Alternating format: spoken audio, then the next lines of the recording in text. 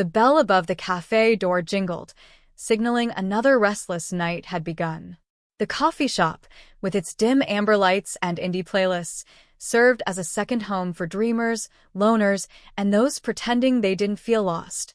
Behind the counter stood the same quiet barista, the one with calloused hands and eyes that never quite looked up. People remembered her as the girl who never spoke much, always scribbling something in the corner during her breaks. No one asked what she was writing. No one cared. She blended in so well, they didn't realize they were standing in the presence of someone who once had nothing. Not even a name people remembered. Years ago, she had slept in subway stations and under broken streetlights, clutching a tattered notebook as her only protection. Words were her refuge, raw, messy, beautiful words. She wrote while others slept, filling page after page with poems that carried every bruise she couldn't explain. But that night something shifted.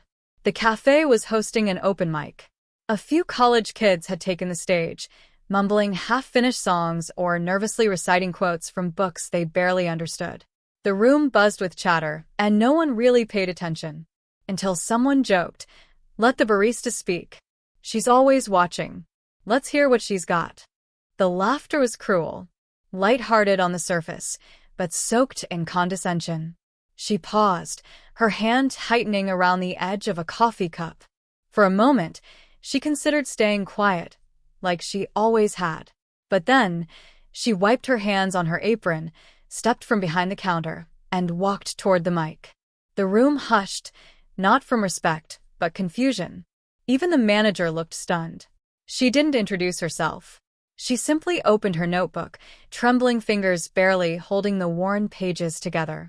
And then she began to speak. Not loudly, not dramatically, just truthfully. Asterisk. I am not what you see. I am cracked porcelain stitched with ink.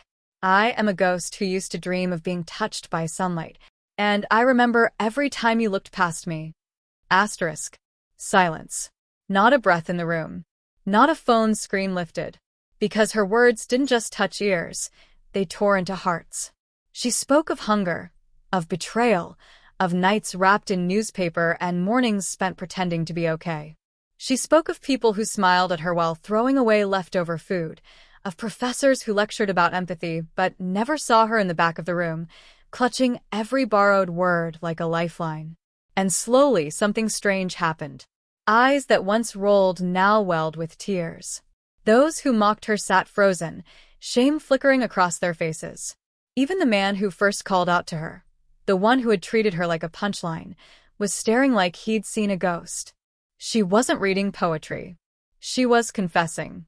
One piece ended with, asterisk, I used to believe silence was safety. But silence is the sound of dying slowly. Asterisk. The room burst into applause, but she didn't stay for it.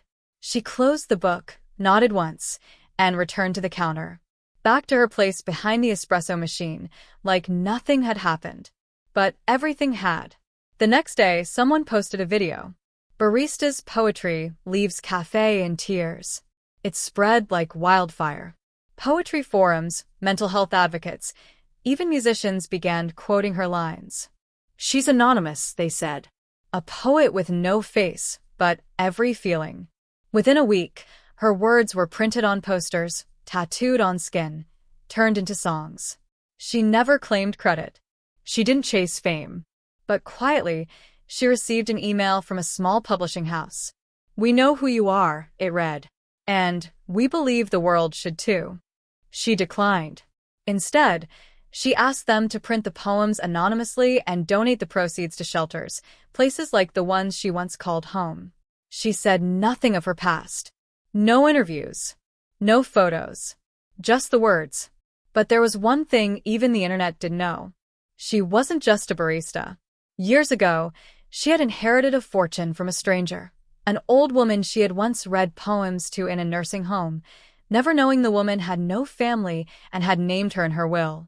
A fortune she never used for herself. She funneled it quietly to fund education programs, street outreach, and women's shelters. Because the world had forgotten her once. She would not forget it back. The final scene. Late one night, A teenager walked into the cafe. Nervous. Shaky. Holding a crumpled page with a poem scribbled in pen. I don't know if this is anything, he said. She looked up, really looked, and smiled softly. If it came from you, it's everything. She handed him her notebook. And just like that, the cycle continued. A voice that had once been silenced was now helping others speak.